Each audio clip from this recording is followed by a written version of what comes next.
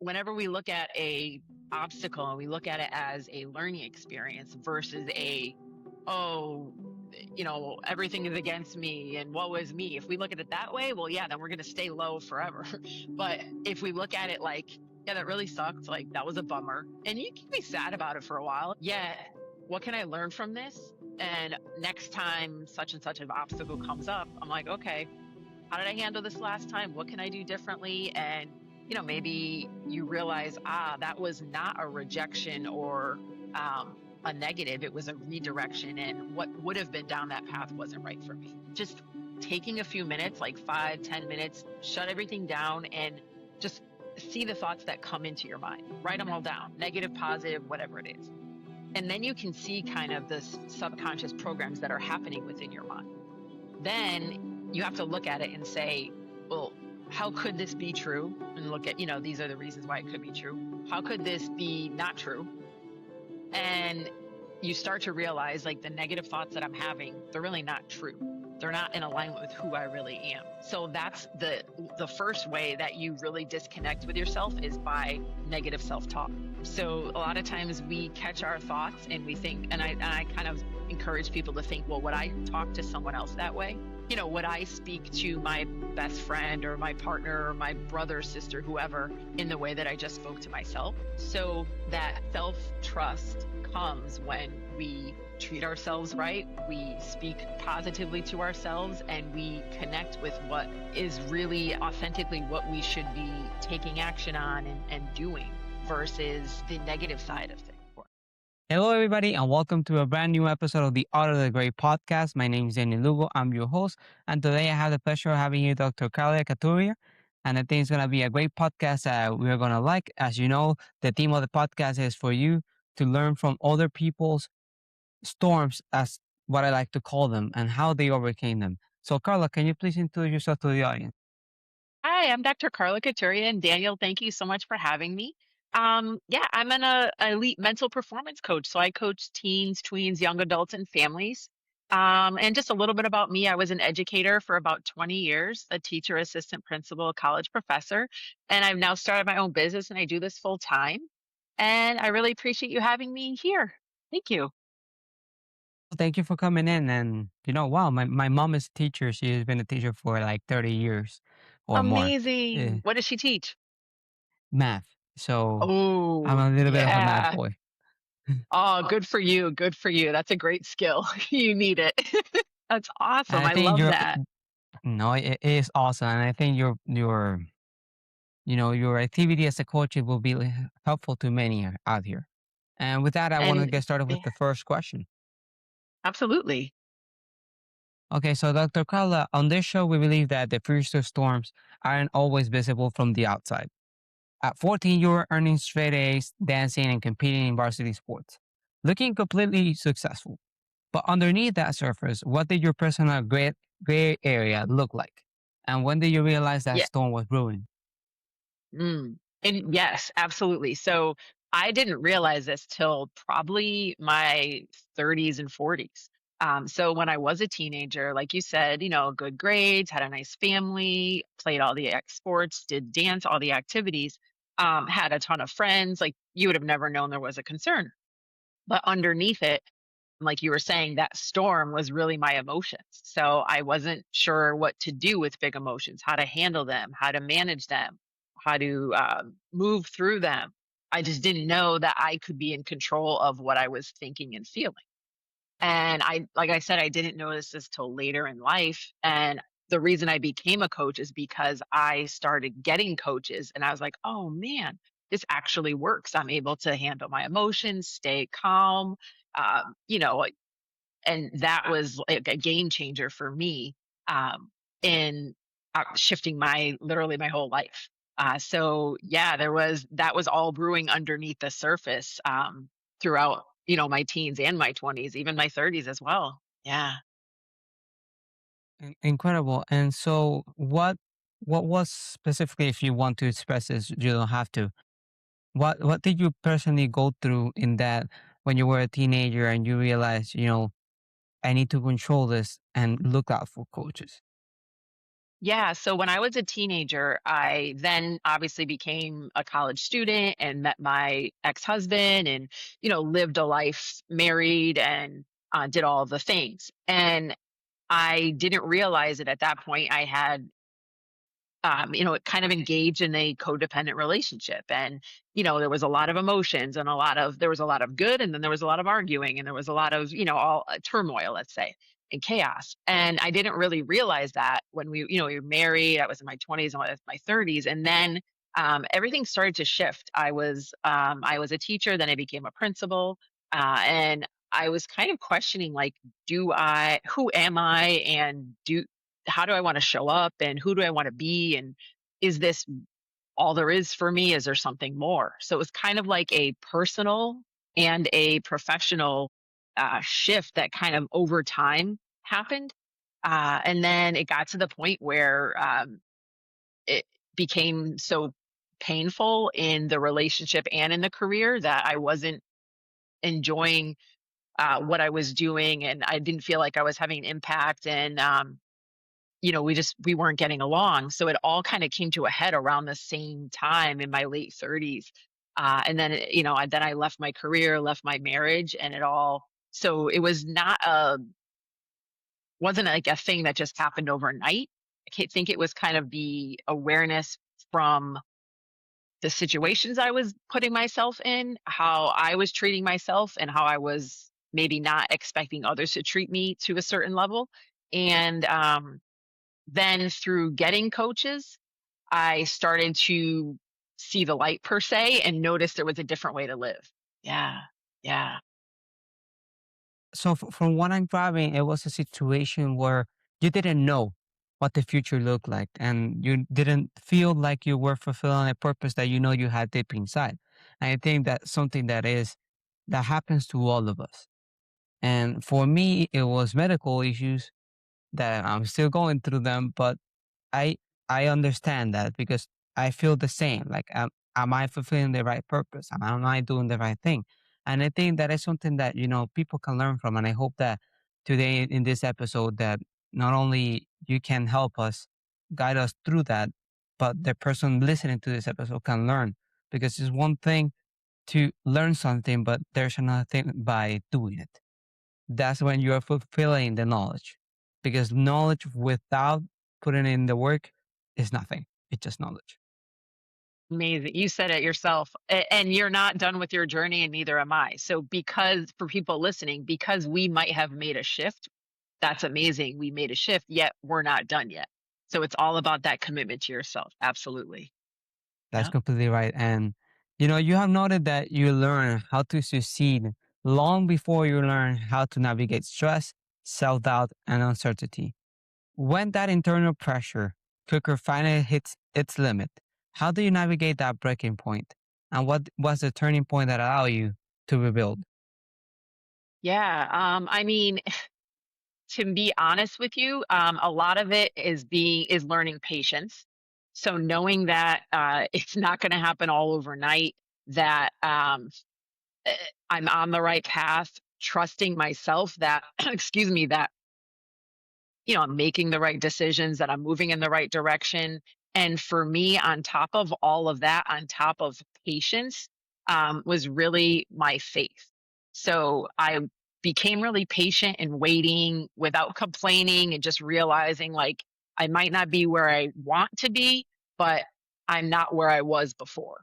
So I'm here, like, kind of in the middle in transition. And I feel like we live our life in the middle quite often. We might win an award or get a new job or something exciting happens and you're at the top.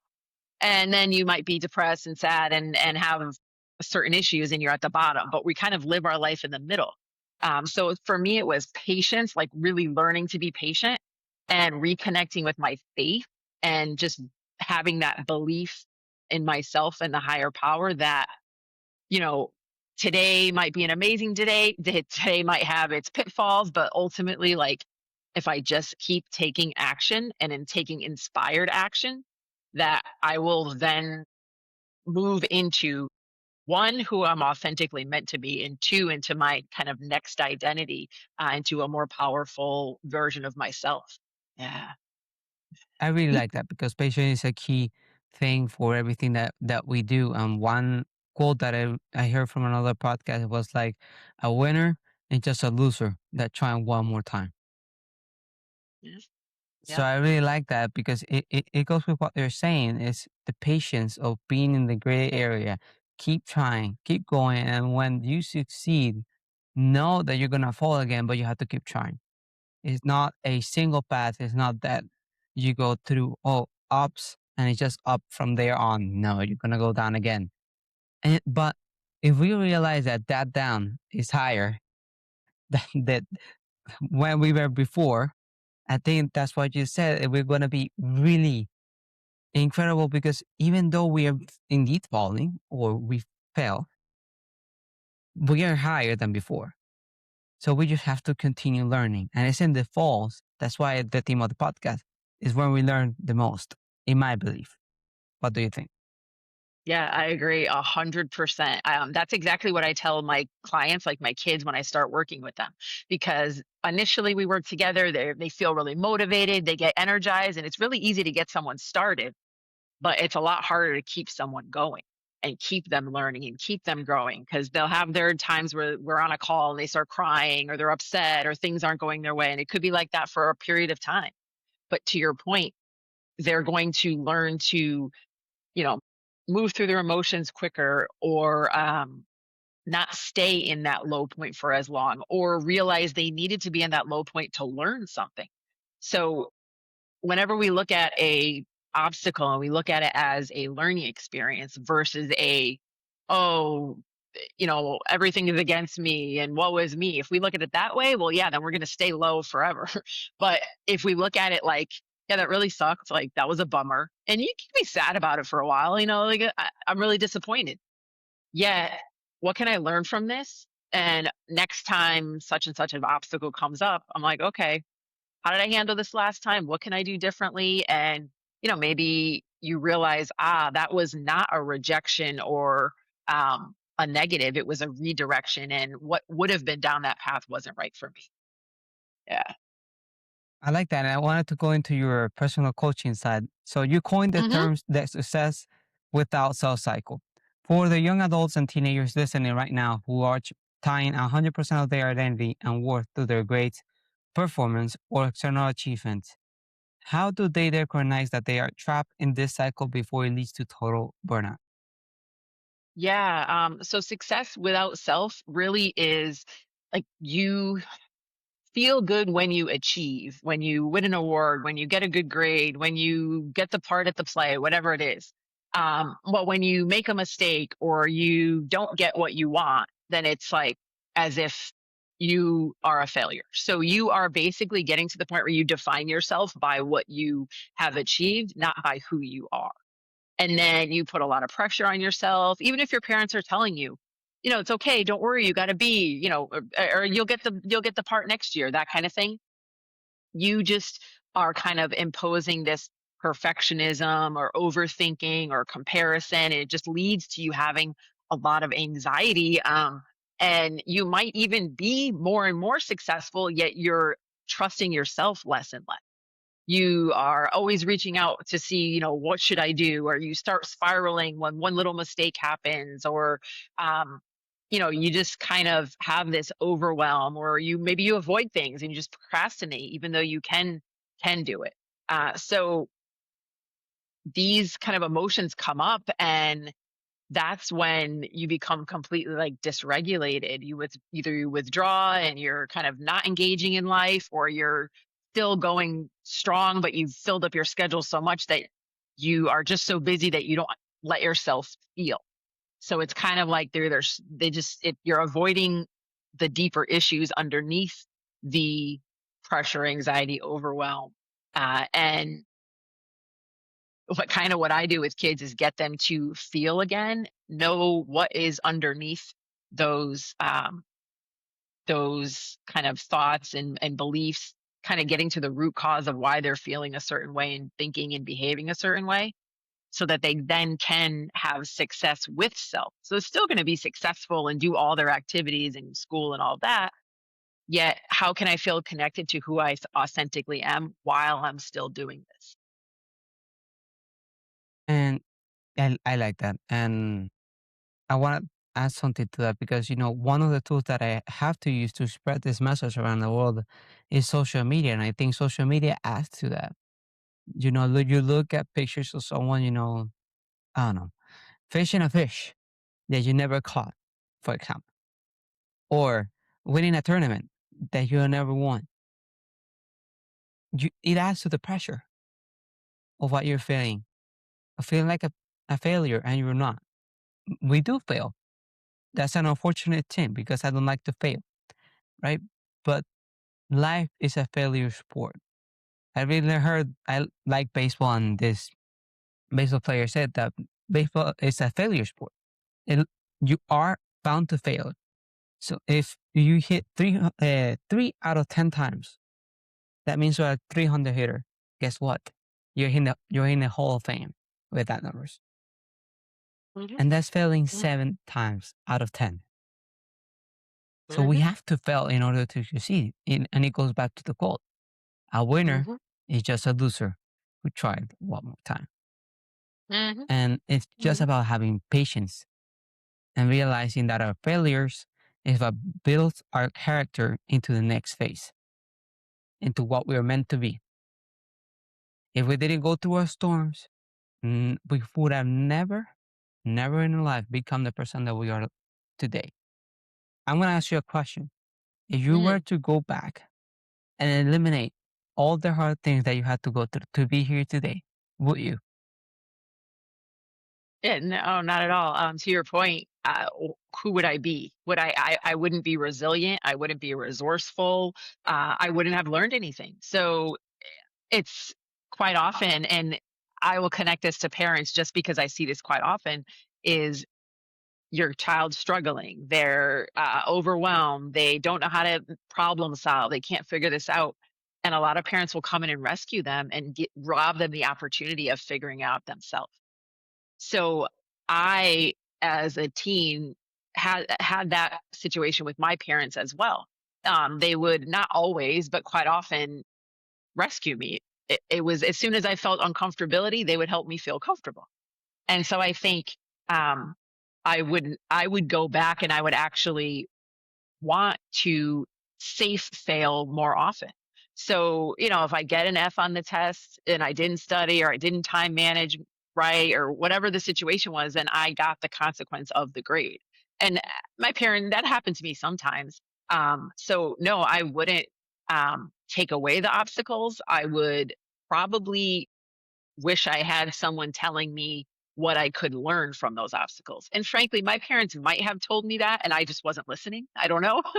But I think no, I think failure is maybe not always fun, yet i- it's necessary. And I think it's what builds who you are. I mean, every person you see, you spoke about social media, on social media that is actually legit didn't create that product or do that thing that they're doing overnight. It took them 10 other products that failed in order to find the one that worked. And with teenagers and even myself included, it's you have to realize like social media is people showing you what they want to show you. So the fish that they caught on that reel that you saw, how long were they? How many times? How many months did they fish before they caught that one fish? Didn't I How mean, much did they spend? right. So, and they're not showing you the times that they missed the fish or they went out for days and didn't catch anything. And so we have to also be mindful that social media is real, but like to an extent, it's what people want to show us. So I think that it is a valuable tool. I use it myself because I try to give out as much value and information and help to people as possible. Yet I realize like that it comes with its limitations as well. Right. Yeah. Yeah. So when someone is in the thick of a life storm, their self trust is often shattered. Why do you believe self trust is a more critical skill for sustainable success than raw talent, motivation, or high grades? How do we start rebuilding it from zero? Yeah. So I think when we have a negative thought, negative emotion, something goes wrong in our life, something we don't like, I believe we create our own reality. So no one gets up in the morning and says, I want to have a terrible day and then do terrible things, obviously. But this is our subconscious. So whenever we have this type of life where we're kind of in the negative zone, it's because we've subconsciously created that. And we've also, to your question, disconnected from our true self. So, you know, it might be authentic for you to do to go fishing. But if you are, I just brought up the fishing because you brought it up. But if you, or even, I mean, we can even look at baseball because I work with a lot of athletes. So if a lot of athletes will get up, they'll strike out, and then like the rest of the game, they just can't get a hit, and they're just stuck in their head, and they're spiraling, and they're focusing on the fact that they struck out the first at bat, and it's all about shifting your mindset and connecting with yourself. So it's one, where you focus. Two, are you being authentic with yourself, and are you creating the reality you want? And if you aren't, you have to shift how you're thinking and really how you're talking to yourself. So that's the first way that you really disconnect with yourself, is by negative self-talk. So a lot of times we catch our thoughts and we think, and I kind of encourage people to think, well, would I talk to someone else that way? Would I speak to my best friend or my partner or my brother, sister, whoever, in the way that I just spoke to myself? So that self trust comes when we treat ourselves right, we speak positively to ourselves, and we connect with what is really authentically what we should be taking action on and doing, versus um, the negative side of things. So yeah, self-trust is very important, very important. And what has been one tool that has worked for the many trainees or someone that you train? I don't know, but the word that Yeah, came to mind at the moment. But yeah, what did it help them to change from having negative thoughts to absolutely just positive thoughts and increasing that self trust? Now, what was that tool? yeah. So basically, we are never going to be having positive thoughts all day. We understand that. So you're going to have, let's say you start off with living a life where you're not really having that many powerful thoughts. Maybe you have an hour or two a day where you're in that powerful zone. So the goal is to get to where you have more powerful thoughts than you don't. So living a life of more positivity, right? So we're never going to get rid of it. But one thing I would start with was just taking a few minutes, like 5, 10 minutes, shut everything down and just see the thoughts that come into your mind. Write them all down, negative, positive, whatever it is. And then you can see kind of the subconscious programs that are happening within your mind. Then you have to look at it and say, well, how could this be true? And look at, these are the reasons why it could be true. How could this be not true? And you start to realize, like, the negative thoughts that I'm having, they're really not true. They're not in alignment with who I really am. That's fear, that's doubt, that's all that getting in the way. And then from that list, what I would do is I would take the uh, negative thoughts and turn them into positive affirmations. And you start there with the I am statements. But at that moment, it's not like you're going to just believe those statements because you wrote them down and said, I am happy, I am powerful, I am beautiful, whatever they are. You have to start building evidence for yourself. So then the next step is to really, if you think I am beautiful, then you have to, look at yourself in the mirror and say I'm beautiful. And then, oh, look at my hair looks so good today. I just got, just did my makeup, or, oh, I worked out. I feel so healthy now. And like, it makes my skin glow, whatever it is, building that evidence. And then you start to, but you have to, and like you said earlier, you have to do this consistently. You have to be committed to it. It's work. And then before you know it, you do this for a week, a month, 2 months, and so on and so forth. Then every time you start to look in the mirror, it isn't a habit anymore. It isn't a routine anymore. You just automatically look and you're like, yeah, I'm awesome. I'm beautiful. And you don't think the other thoughts as much anymore. So you're basically replacing and rewiring your subconscious. I like that. And I hope that the people listening to the podcast can grab this and put it into work in their lives. And to help people navigate this moment that we're talking about, you develop the right framework: resilience, Mm. identity, self confidence, and emotional intelligence. When a young leader is facing an immediate hardship or a major setback, what is the very first step they need to take using this model to anchor themselves? Yeah, I think it comes down to emotional intelligence. So emotional intelligence is this first step. You eventually will build more confidence, more resiliency, and step into that next identity. Because RISE stands for resiliency, identity, self confidence, and emotional intelligence. But the emotional intelligence is to start to, and it's managing your emotions. It's allowing all of your emotions. You should feel all the things you feel. We're not saying to shove them down or only be positive, because if you're just being positive, it's kind of like false positive. You're forcing yourself to be positive. It's more of, you know, kind of knowing, why you're feeling a certain way, knowing that you can control your thoughts and emotions, and really getting all the tools and skills around, regulating your state and your emotions. That's the first thing. Then once you are kind of in a more stable place and uh, can be more grounded and calm at the way you look at things, then you can start building on top of that. I like that because, emotional intelligence is the one thing that's going to get you over the line. Self confidence, everything is comes from there. So if you look, it is the root for everything that you do, right? For me, during my medical issues and everything, emotional intelligence was the thing that got me over the line. People tell me you are so powerful.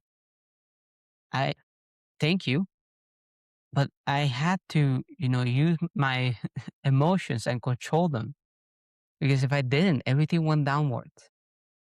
If I went through the medical issue and I went to the hospital, there was one time that I stayed up for a month in the hospital. If I didn't control myself, like my emotional intelligence, and say to myself, this is all going to come to an end, right? Everything happens for a reason. You are strong. You can do this. This, I wouldn't have gone after this the same way that I did, because I attacked it. I started to write my book. I went to the more like to the gym, which I basically do every single day, right? But I went to the gym again. It's not that I'm losing faith in the purpose that I'm doing, right? So you have to control that emotional intelligence before you can do everything else. Because if you don't control that, confidence is not going to come in. The resilience doesn't come in. And identity, trust me, doesn't come. You have to control that emotional intelligence, because you're going to lose everything if you don't. So that's a really important point, and I'm glad that you talked about it. Yeah, and Daniel, I'm very proud of you, because it is not easy to do what you just said. It oftentimes is very easy to fall into the like, oh, I'm sick, or oh, this happened, and you didn't let it get you down. It's a fact of life. It's happening to you. But you realize it's only temporary, and I'm stronger than this. And so, congratulations on, you know, kind of like taking the bull by the horns and just taking your control of your life and saying, unfortunately, this is happening to me right now, but I got this and I'm going to handle this. So awesome. Congrats. Thank you. Thank you. It was a lot of work. It's not only me. Like you talk about faith, that happened to me as well. So if there's one thing that I can tell the audience listening in, if you want to try something and see for yourself, the faith, grab the Bible. I think that's for me my faith, the anchor. Specifically for me, the Book of Job was the for me the answer at the time, right? But the whole Bible is great. But for me, faith is what took me there. My family there also took a huge role into me becoming the person that I am today. So you have to realize that as well. It's not only you controlling your emotions, your emotional intelligence, but also it comes from the people that surround you and how they support you and help you become the person that you're meant to be. I think that's an important part as well that I also wanted to mention. And you often say that behavior is information. For parents listening in, or even for young adults trying to understand their own anxiety and perfectionism, how can they start looking underneath the behavior to see what the storm is actually trying to teach them? Yeah, good point. Because it's very easy, being a parent to be frustrated, be tired, be exhausted. So I want to first say for parents, it's not an easy job. And it's very difficult to raise a teenager. They get an attitude, they shut the door, they get you get into arguments. So there's a lot of emotions flowing. And I think for parents, the first step is them handling their own emotions and taking care of themselves. Because it's kind of like on the airplane, they say grab your mask first and then help others. And so often as parents are very selfless and they want to take care of their kids first. And it comes down to first taking care of themselves, then supporting their kids. And to see underneath it, it takes for you to be grounded in order for you to realize like the reason why my child is maybe not wanting to talk to me or frustrated or always in a bad mood or whatever the thing is they're protecting something underneath that. So you might not know what that thing is, but you do know that there's something going on underneath the resistance. And the the way to kind of help them figure that out is one, you can like with someone like me, that's what I do with kids, and two, how you approach them as a parent, and just really being open to listening to them, letting them be heard, and really validating their emotions. Just hey, I'm so sorry you're feeling that way. Um, what would you like from me? Is there something I can do to help? And just listening and saying something like that, they feel heard. You heard that you feel their emotion, and little by little, um, they begin to open up, and you kind of can see what is underneath the kind of protection or the wall that they're putting up with you in that resistance. I like that. I like that because as parents, my parents are wonderful and they have done everything. And, my mom is the type of mom that puts herself in front first. She's the first over the line. She has always been there for me. And I think you've mentioned an important point. You have to take care of yourself first. And she did that too. But you have to take care of yourself first, and then you can take care of others. Because if you are not in the right mindset, in health wise or anything mentally wise, you cannot help anybody. You need to help yourself first before helping others. I think that's an important point that you said there. And if you could sit down with that 14-year-old version of yourself, the girl who was performing at the highest level but losing her sense of self in the process, what would you tell her about how to survive and ultimately thrive through that storm? Yeah, I think I would start with just something as simple like it's okay to feel. So I think we as humans have these core programs that we tell ourselves, I'm not enough. I'm uh, just anything like something negative about ourselves, that negative self talk. So I didn't know that that was actually happening to me subconsciously. So I just knew it didn't feel good. Right. And if such and such a thing happened, I didn't feel good. I didn't want to feel it. So then I would either be busy or go and distract myself, or I had coping mechanisms that I was using. Nothing negative per se, but I would not address what I was feeling. It was like I would just push it down and go and do my homework, push it down, go to practice, push it down, go hang out with my family, whatever that was. And I think what I would like to tell myself and what I would be open to telling other teens is to like it's okay to feel these things and it's okay to delve into them. And because you spend time on those negative emotions doesn't mean that you're going to feel them forever, but you kind of have to get comfortable with being uncomfortable. So it's not comfortable to like look at like I don't just anything like anger or sadness or I don't want to be in that zone. I don't think about that. Obviously, yet if you don't become comfortable with it, you're going to be 30 and 40 and still having those same emotions and not sure what to do. And be uncomfortable, uncomfortable, uncomfortable, and then wake up one day and say, like, what am I doing? So I think it would be to be uncomfortable with, be comfortable with the uncomfortable, and you just have to do that over and over again until you kind of really accept yourself fully. Yeah. I like that. And, this is a great way to the podcast. And Dr. Carla, where can people find you and follow you for more? Yeah. Yeah. You can follow me on Instagram, friend me on Facebook. I'm on social media. I have a YouTube page. So just, a bunch of free resources. I actually created my first course. So that's free right now. You can grab the first module and yeah, just, message me, reach out or follow me and I'm happy to support. Nice. So I will leave the link for those down in the description so they can go there and visit her, do the free course, right? It doesn't cost you anything and you can help yourself become better. And, before we end the podcast, as of right now, Venezuela is right now going through a catastrophe.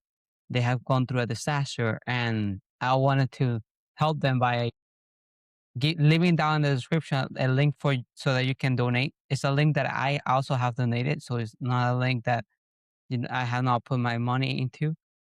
So I'm gonna leave that in the description there. And as always, thank you so much for watching. Thank you, Dr. Kala, for coming in and joining the podcast, spreading the message. And I think a lot of helpful things come out of the podcast. I learned a lot. And don't forget to subscribe, like, and share with the people that you love. As always, thank you so much. May God bless you all. Take care.